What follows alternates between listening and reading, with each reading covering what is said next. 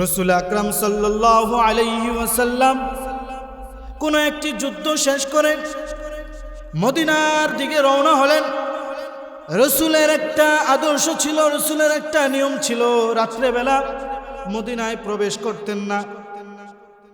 তখন এই যুদ্ধ শেষ করে মদিনার দিকে যখন রওনা দিলেন, এক পর্যায়ে রাত্রি হয়ে চলে আসলো, রাত ঘনিয়ে আসলো। তিনি একটি জায়গাকে নির্ধারণ করে বললেন, ও সাহাবীরা, তোমরা এখানে তাঁবু গাড়ো, এখানে আমরা রাত্রি যাপন করব, এখানে আমরা বিশ্রাম করব।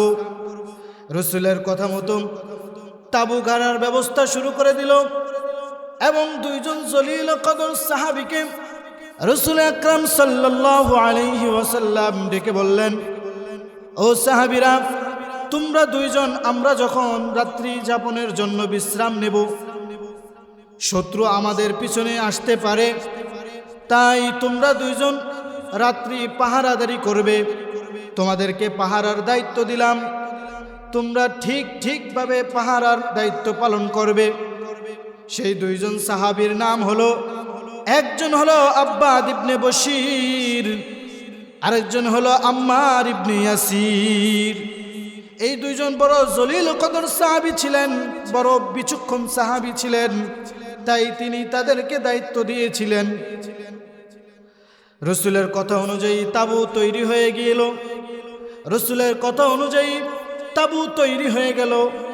সবাই বিশ্রামের জন্য প্রস্তুতি নিল এবং রাসূলের আদেশ অনুযায়ী ওই দুইজন সাহাবী আব্বাদ ইবনে বশির এবং আম্মার ইবনে ইয়াসির রাদিয়াল্লাহু তাআলা আনহুমা উভয় প্রস্তুতি নিলেন পাহারার জন্য। উভয়ের জায়গায় চলে গেলেন, সবাই বিশ্রাম নিচ্ছেন। আর যেই যুদ্ধ সমাপ্তি করে রাসূল সাল্লাল্লাহু আলাইহি ওয়াসাল্লাম মদিনার দিকে যাচ্ছিলেন, সেই যুদ্ধের মধ্যে কাফের একজন ব্যক্তির স্ত্রী সেখানে ইন্তেকাল করে। আর সেই কাফের প্রতিজ্ঞাবদ্ধ হয় যে আমার স্ত্রীকে হত্যা করেছে, আমি অবশ্যই মুসলমানদের কোনো একজনকে হত্যা করার আগ পর্যন্ত বাড়িতে ফিরব না। সে তো ওই টার্গেট নিয়ে এসেছে। সে এই কাফেলার পিছনে লক্ষ্য করতে চলে আসে। যখন রাসূল আকরাম সাল্লাল্লাহু আলাইহি ওয়াসাল্লাম এবং তার সাথীগণ বিশ্রাম নিচ্ছেন, আর ওই যে আব্বাদ ইবনে বশির এবং আম্মার ইবনে ইয়াসির পাহারার দায়িত্ব করতেছেন, আব্বাদ ইবনে বশির বললেন আম্মার ইবনে ইয়াসিরকে, ও ভাই, দুজনেই যদি একসাথে রাত্রি যাপন করি, একসাথে পাহারাদারি করি, তাহলে দুজনেরই ঘুম চলে আসতে পারে, দুজনেরই অলসতা চলে আসতে পারে। আসো আমরা পালা বন্টন করে দায়িত্ব করি। আব্বাদ ইবনে বশির আম্মার ইবনে ইয়াসির রাদিয়াল্লাহু তাআলা আনহুকে বললেন, তুমি এখন ঘুমাও, অর্ধরাতের পরে আমি তোমাকে ডেকে দেব, তুমি দায়িত্ব পালন করবে, আমি ঘুমাবো। আব্বাদ ইবনে বশিরের কথা অনুযায়ী আম্মার ইবনে ইয়াসির তিনিও ঘুমিয়ে গেলেন। আর এদিক দিয়ে ওই শত্রু কাফের অপেক্ষা করছেন কিভাবে আক্রমণ করবেন। যখন আম্মার ইবনে ইয়াসির রাদিয়াল্লাহু তাআলা আনহু ঘুমিয়ে গেলেন, আব্বাদ ইবনে বশির চিন্তা করলেন কিভাবে সময়টা কাটানো যায়। আমরা তো এরকম অবসর সময় পেলে বর্তমান সময় মোবাইলে ব্যস্ত হয়ে যাই, নাটক সিনেমায় ব্যস্ত হয়ে যাই। আমরা তো বর্তমান সময়ে অবসর সময় পেলে চিন্তা করি কিভাবে সময়টা ব্যয় করব। আর সাহাবীদের জীবনের দিকে তাকান, দায়িত্ব দেওয়া হয়েছে, চিন্তা করলো এভাবে সময় ব্যয় করে কি করব। নামাজে দাঁড়িয়ে যাই, নফল নামাজ আদায় করি, এই চিন্তা করে আব্বাদ ইবনে বশির নামাজে দাঁড়িয়ে গেলেন আল্লাহর সামনে।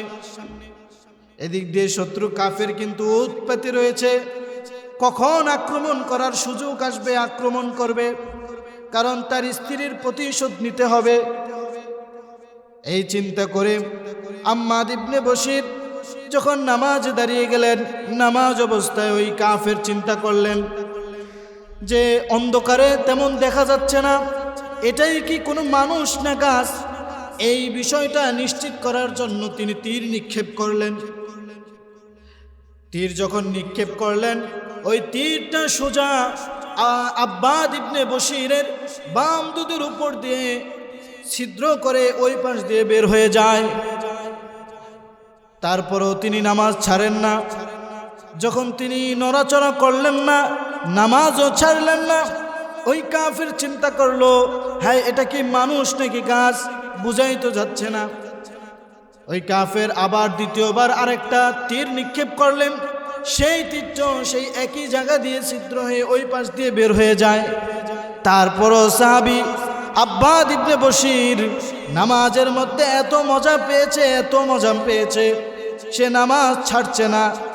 ওই আম্মার ইবনে ইয়াসিরকেও ডাকছে না। এমনিভাবে ওই কাফের তৃতীয় তীরটাও নিক্ষেপ করে। এই তীরটাও ওই একই স্থান দিয়ে ঢুকে ওই পাশ দিয়ে বের হয়ে যায়। আম্মার ইবনে ইয়াসির আব্বাদ ইবনে বশির আর সহ্য করতে পারে না। রক্তক্ষরণ এমন পর্যায়ে হচ্ছে যে আর দাঁড়িয়ে থাকতে পারছে না। তখন সাহাবী সিজদায় লুটিয়ে পড়ে আর আম্মার ইবনে ইয়াসিরকে ডাকে, ও আম্মার ইবনে ইয়াসির, তোমার সময় চলে এসেছে, তোমার সময় চলে এসেছে, তুমি তোমার দায়িত্ব বুঝে নাও। আমার সময় চলে এসেছে, আমার রবের মোলাকাতের জন্য আমার সময় চলে এসেছে। আমি আর এই দুনিয়ায় তোমাদের মাঝে থাকতে পারবো না, আমার ডাক চলে এসেছে। আম্মার ইবনে ইয়াসির ঘুম থেকে জাগ্রত হয়ে আব্বাদ ইবনে বশিরকে জড়িয়ে ধরে বলল, ও আব্বাদ ইবনে বশির, তুমি তো প্রথম তীর নিক্ষেপ হওয়ার সাথে সাথেই তুমি নামাজ ছেড়ে দিতে পারতে, আমাকে ডাকতে পারতে, তুমি কেন এই কাজ করলে না? আব্বাদ ইবনে বশির বলে, ও আমার ভাই, আমি নামাজের মধ্যে এত মজা পেয়েছি, এত মজা পেয়েছি যে নামাজ আমি ছাড়তে পারছি না।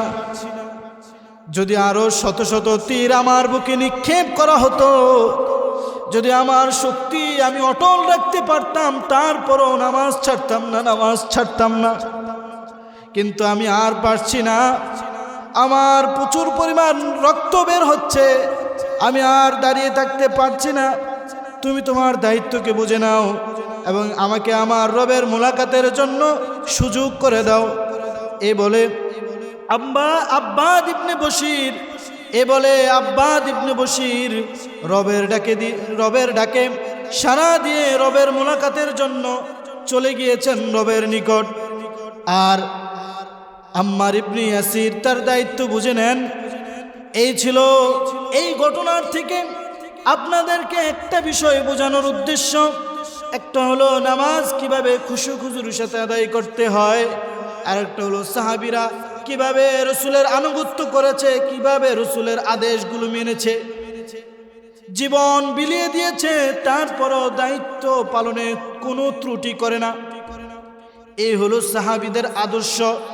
এই জন্যই তো রসুল হাদিসে বলেছেন, আমার এক একজন সাহাবী কা আসহাবিন নুজুম, আমার এক একজন সাহাবী হলো আকাশের তারকার ন্যায়। যে আমার একজন সাহাবীকে মানবে, আনুগত্য করবে, সে অবশ্যই হেদায়েতের রাস্তা পেয়ে যাবে। বলেন সুবহানাল্লাহ।